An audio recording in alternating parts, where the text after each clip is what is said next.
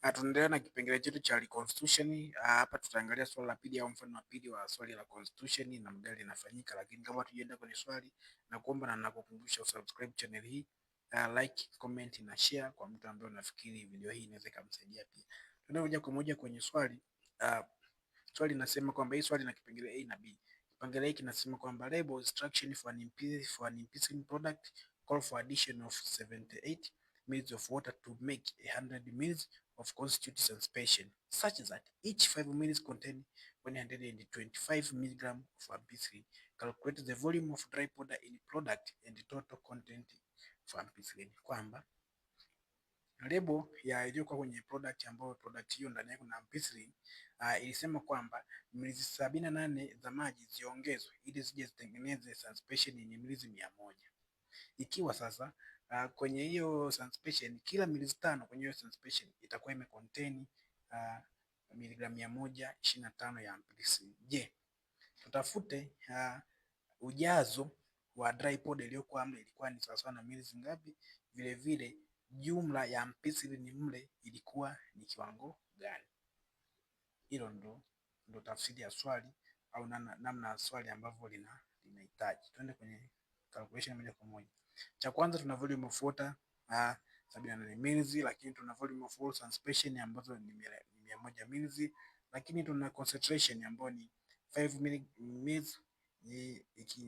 ikiwa imebeba 125 mg, lakini vivyo tunatafuta volume of dry powder, lakini vivyo tunatafuta quantity of ampicillin kwenye preparation nzima.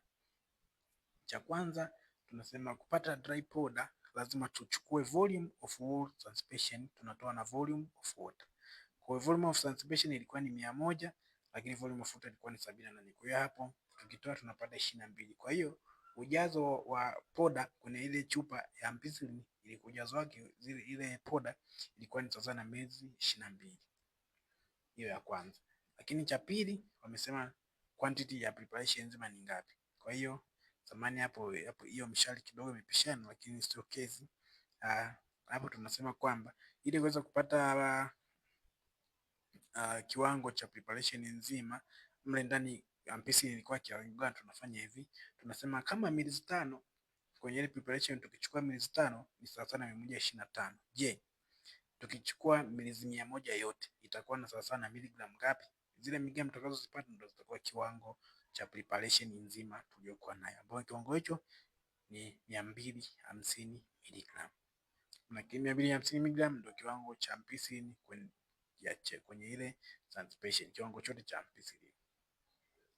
Kama tunasema total content ya ampicillin itakuwa ni sawa na 2500 mg.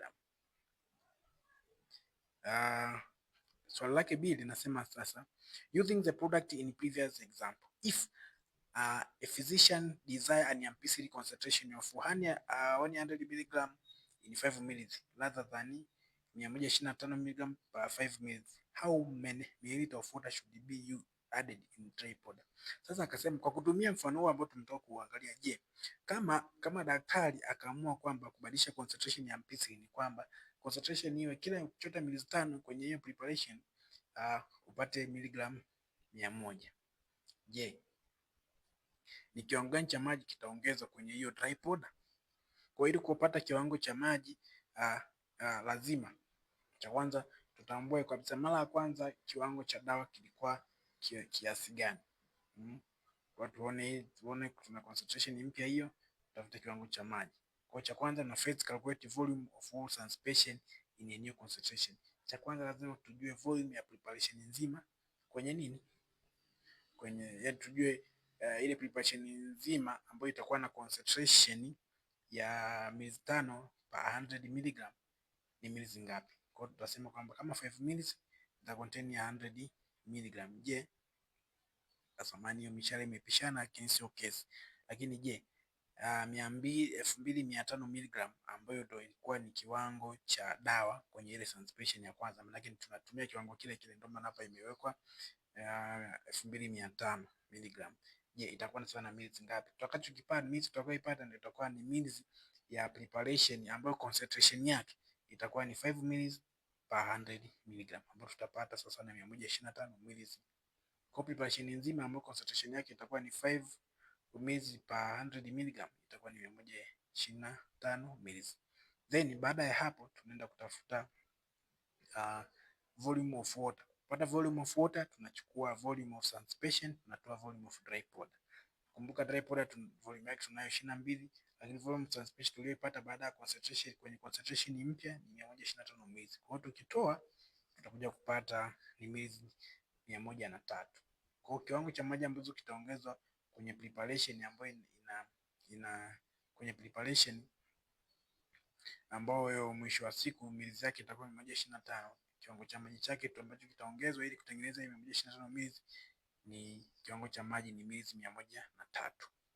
Kwa hapo hiyo ndio inakuwa umepata jibu. Mpaka hapo inakuwa swali limeisha na unakuwa umepata kabisa. Usisahau kusubscribe, kulike na comment na kushare kwa mtu ambaye anafikiri video hii inaweza kumsaidia. Vile vile usikose maswali mengine ambayo nitayapost kwenye videos zinazofuata, maswali ya reconstruction. Asante.